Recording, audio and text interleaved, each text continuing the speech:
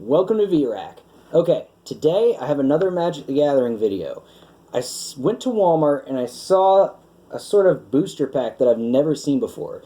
And I don't know anything about it. I don't know if it's good. I'm not really assuming that it's good. But I bought one to see what it was like. And what they're called are theme booster packs.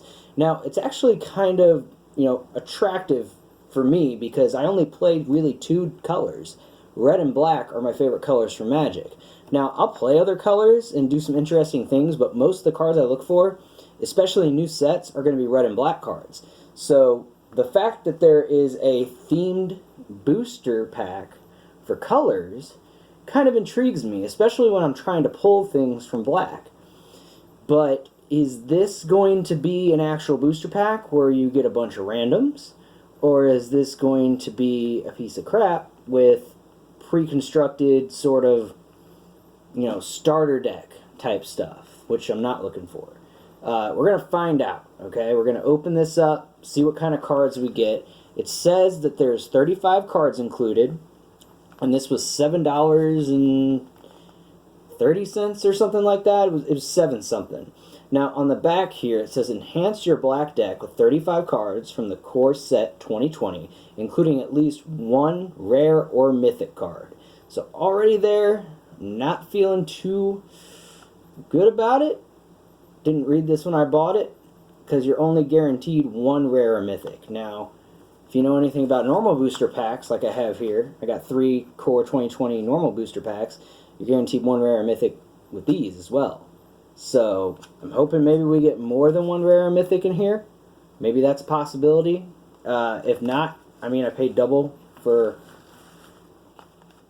one rare or mythic, but I'm thinking in this, the rare or mythic is going to be black, which would be awesome because that's what I'm looking for. So, even if I paid like $3 more just to guarantee a black rare or mythic, that's kind of worth it for me, especially if I'm looking for those planeswalkers. Which I am, because this has a Sorin. That'd be dope. Alright, we're going to open it up, and I'm going to reveal the cards as we go through them. Now, I'm not going to skip through the commons like some people do on these videos, because I'm not very familiar with the 20 set. Alright, so we open this up here. Comes with this little sleeve. Shows a swamp. A little black mana there. Now this is a see-through pack, which already, I don't know, we'll see.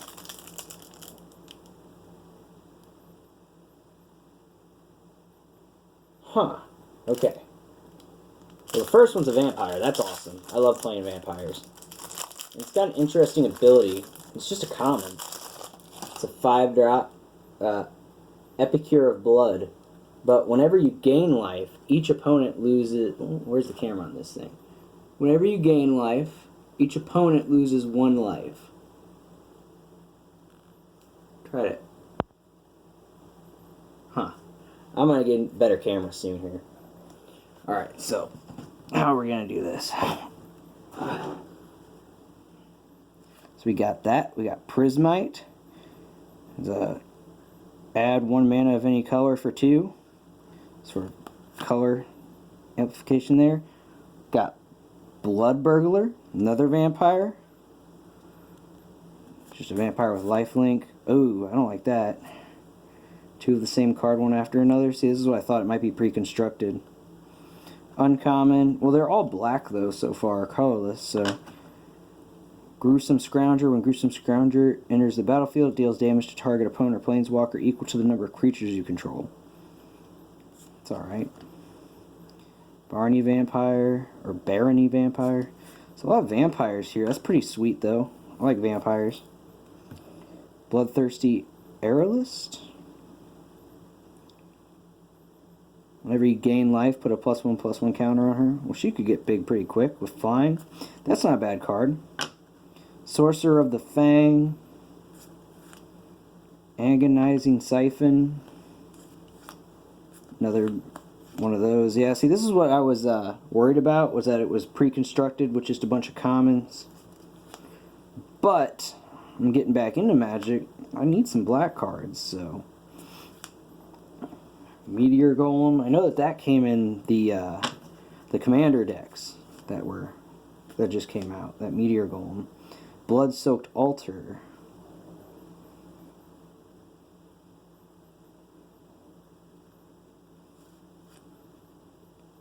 Mind Rot. Oh, Murder. There we go. I was actually talking about if I got a Murder in this, it would be worth it. And I thought that I'd probably get a Murder because if it was a pre-construct with black, you think, of course, there's going to be Murder since they reprinted it in the Magic 20.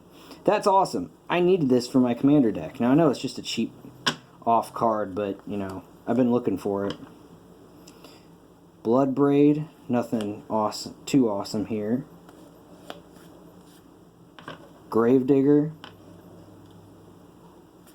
I think that was from a Monket, so I guess they reprinted that one. Retributive Wand. 3 mana, tap, deals 1 damage. Whenever it is put into the graveyard, it deals 5 damage. That's a bad card. As additional cost of spell, sacrifice a creature. This is Blood for Bones. Return your creature card from your graveyard to the battlefield. Destroy Bone Splinters. Sacrifice a creature, destroy target creature. Okay. Undead Servant. So, yeah. This is kind of what I was thinking here. This was. Ooh. What? Okay. Vilus, Broker of Blood. I actually think I was looking at this card on Amazon. I think this is worth some money. And then we got 2 rares here. So Knight of the Ebon Legion. He's a Vampire Knight.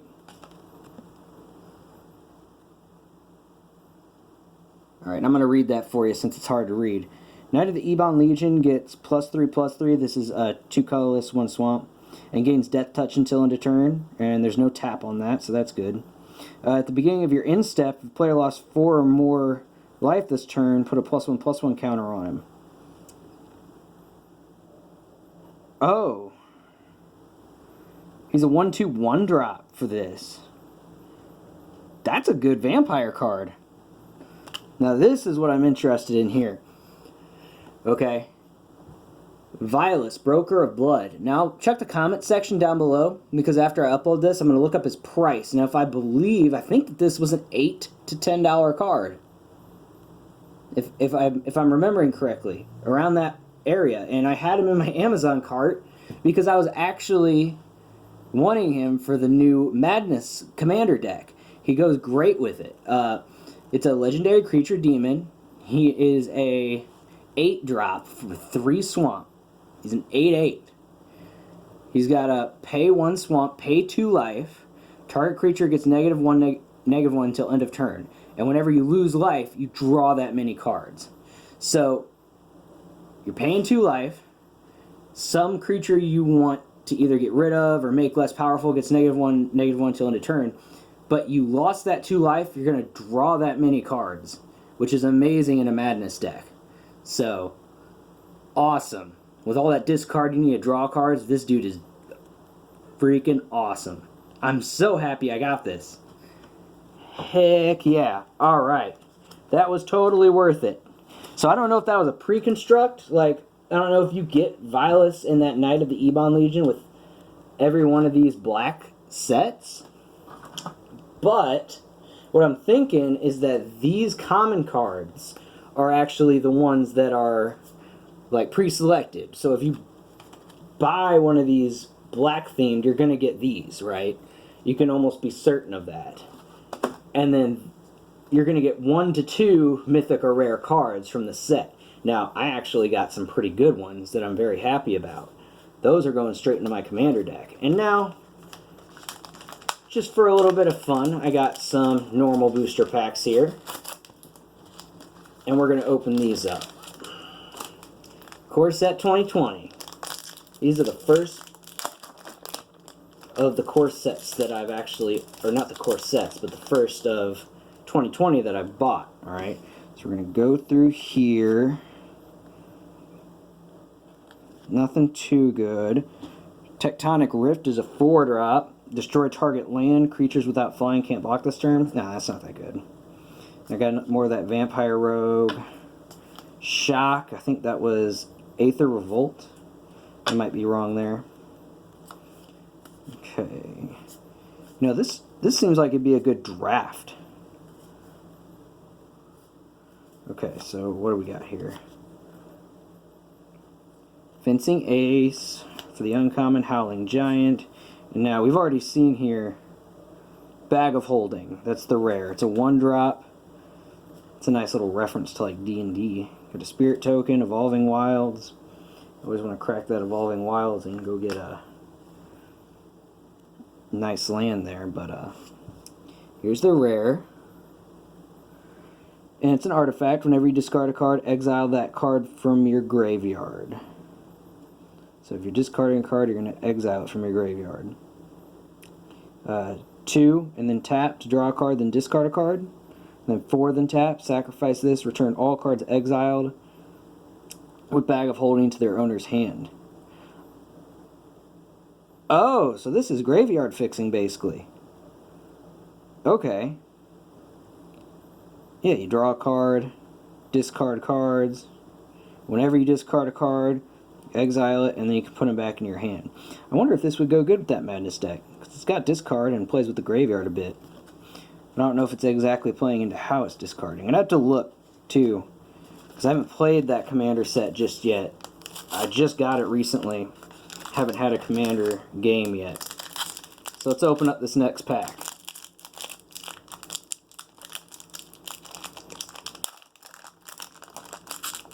Alright, hoping to get a Mythic. That'd be dope. Alright, let's get through. I know I said I was going to read out all these commons, but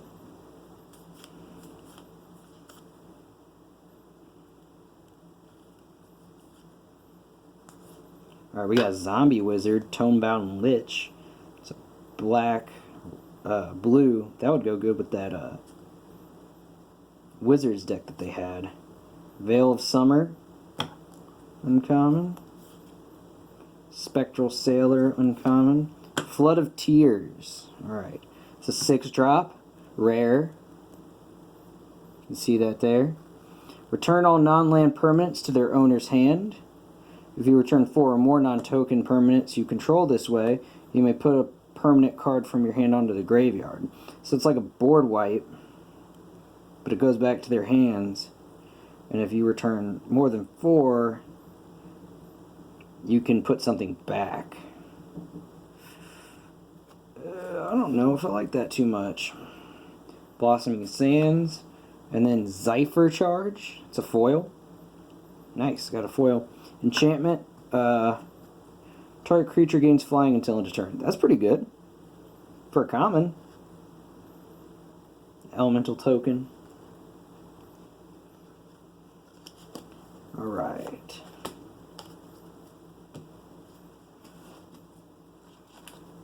Clear up here. We got the last pack. So no matter what, we did well, because I actually got a card that I forgot was in this set that I was going to order. Several cards I can use in my Commander deck.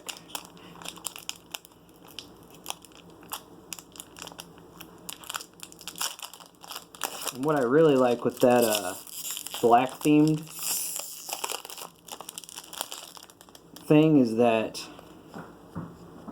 they didn't fill it with lands either.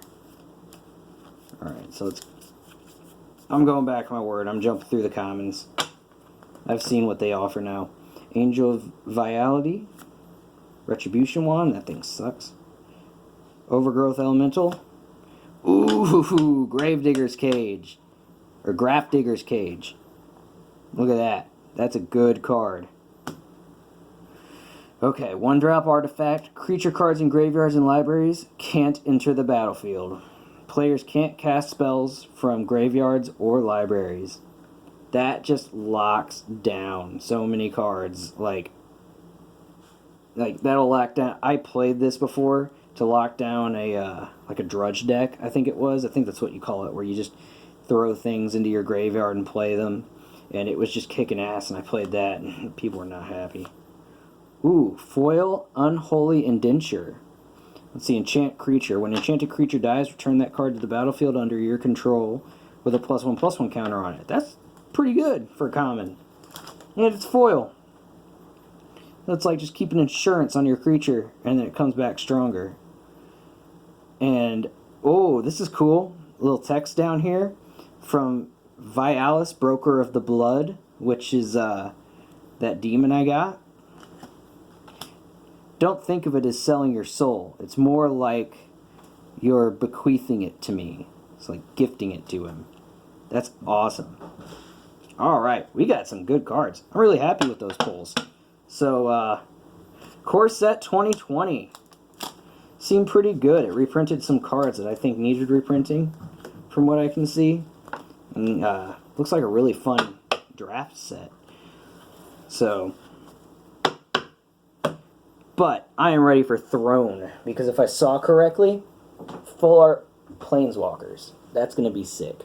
They're already trending really high. So, if you guys like this video, like the video, put a comment down below telling me if you liked it, if you'd like to see more of these pack openings. I probably won't do a ton of them unless you guys like it. It's just something I wanted to see, sort of a review on this, and see if it was worth it. Put it out there for you guys, because when I looked at it, I wasn't sure. And when I looked up trying to find a video, I couldn't find one. So, a little bit of a review on that. A couple of packs being opened. Probably make more Magic the Gathering videos down the road. Pretty much reviews and deck techs probably. Go ahead and subscribe. Subscribe to the channel. Been uploading videos on video games, Magic the Gathering, collecting, all sorts of stuff. Now, tomorrow I'm actually going to make a collecting guide for video games. And it's just going to have tips and tricks on collecting and stuff like that. So whether you're a veteran in collecting and you want some tips on how to maybe check some avenues that you haven't looked down before to find games, or if you're just getting into collecting and you have no idea on where you should look, it's going to have great tips to get that collection going and get hunting out there for it. So go ahead and leave a comment down below on if you're excited for Throne coming out.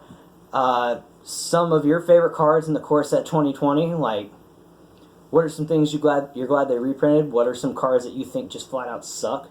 Let me know. I don't know much about Core Set 2020. I'd like to learn more. So let's have a conversation. Again, thank you for watching VRAC, guys. You have a great night.